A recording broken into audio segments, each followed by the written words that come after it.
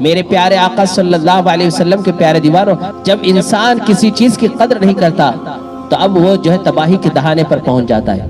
اللہ کی جیسی قدر ہونی چاہیے ویسی قدر نہیں کی، حضور کی قدر جیسی ہونی چاہیے تھی ویسی قدر نہیں کی، قرآن کا جیسا قدر کرنا چاہیے تھا اس کتاب کی ہم نے قدر نہیں کی، مسجدوں کے جیسے قدر کرنی چاہیے تھی ویسی نہیں کی، ماں باپ کی قدر جیسے کرنی چاہیے تھے ہم نے نہیں کی، رزق کی جیسی قدر کرنی چاہیے تھے ہم نے نہیں کی۔ اللہ نے مالدار بنایا تھا، سخاوت کرنا چاہیے تھا، ہم نے بخیلی اختیار کی، ہم نے قدر نہیں کی، مال کی قدر نہیں کی۔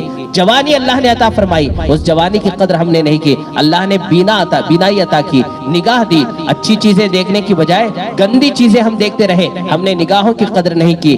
اور اسی طریقے سے کان اللہ نے عطا فرمائے، کیوں عطا فرمائے؟ تاکہ درود شریف سن سکے، علماء کے بیانات سن سکے، قرآن کی تلاوت سن سکے، اچھی باتیں سن سکے، لیکن ان کانوں کی قدر ہم نے نہیں کی، اس لیے ہم نے کان کی بھی قدر نہیں، آنکھ کی قدر نہیں کی۔ زبان اللہ نے عطا فرمائی، زبان کی قدر ہم نے نہیں کی۔ اللہ نے جسم عطا فرمایا، صحت و سلامتی عطا فرمائی، صحت کی قدر ہم نے نہیں کی۔ جب صحت تھی تو ہم نے عبادت نہیں کی، اب بیمار ہے تو تمنا کرتے کاش ہم صحت مند ہوتے تو عبادت کرتے۔ جو قدر ہونی چاہیے تھی نعمتوں کی ناقدری کی وجہ سے زوال کا سبب بنا۔ آج پوری دنیا تباہ اس لیے ہو رہی ہے کہ اللہ کی نعمتوں کی قدر نہیں کی۔ پیر اللہ نے عطا فرمائے، مسجد کی طرف جانا چاہیے تھا، نیک کاموں کی طرف جانا چاہیے تھا، گناہوں کے اڈے ہم نے آباد کیے، ان پیروں کی قدر ہم نے نہیں کی۔